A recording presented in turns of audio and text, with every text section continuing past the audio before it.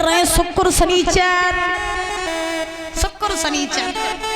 भोले बाबा ने सारा किया, सुनो बारात के बैठने से पहले तुम बैठ जाओ और हिमांचल का जितना भोजन है सब कर जाओ, सब खत्म कर दो।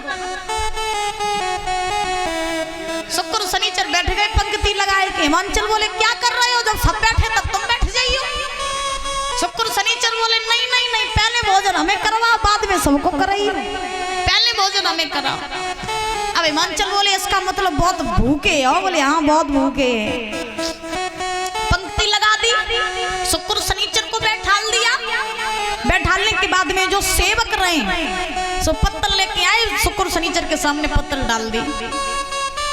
पत्तल डाल करके भीतर से भोजन लेने के लिए गई, जब लौट के आई देखा पत्तल ही नहीं। सेवक बोले पत्तल का, शुक्र शनिचर बोले वो तुम खाए गए। तो सेवक बोले वो क्या खाने वाली चीज थी।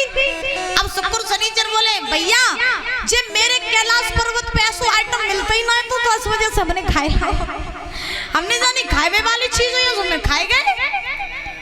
अब सेवक बोले अजीब वैरायटी आई जी, जो तो पत्तल नहीं छोड़ रहे।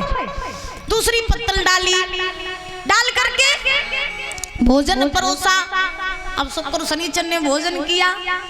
अब महाराज आदर के साथ पहले 4 पूड़ी रखी, सो 4 के 4 सेकंड उमाए हुए दोनों के पेट में, बोले ऑल लिया।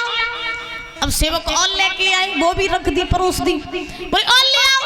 अब तो डलियां की डलियां आने लगी, वो भी खाते जा रहे, बोले ऑल लिया।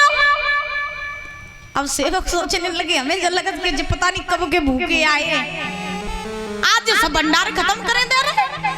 अब तो शुक्र शनिचर खाते जा रहे, खाते जा रहे, खाते जा रहे, सेवक परोसते जा रहे, महाराज बिना रुके भोजन करते जा रहे। जो भोजन बना रखा था वो भी खत्म, और बनवाया वो भी खत्म, सब खत्म। अब जब सब कुछ खत्म हो गया तो अब हिमांचल समझ गए कि अच्छा अभिमान हुआ था तो नाथ ने मेरा अभिमान दूर कर दिया। हिमांचल पहुंचे, भोले बाबा के चरणों में गिर पड़े, नाथ क्षमा कर दीजिए, मैंने आपको पहचान नहीं पाया, बहुत बड़ी भूल हो गई, क्षमा कर दीजिए। इन शुक्र शनिचर को रोक लीजिए। क्यों? क्योंकि अगर इन सब ने पूरा भंडार खत्म कर दिया तो और बरातियां जो फिर बेका खाई, तो इन्हें रोक ले। भोले बाबा समझ गए कि ससुर जी का अभिमान दूर हो गया। तो भोले बाबा ने 2 तुलसी के दल लिए, शुक्र शनिचर को दिए। शुक्र शनिचर ने तुलसी के दल खाए, खा करके भूख मिटाई अपनी। आज बड़ी आनंद से बारात ने भोजन किया।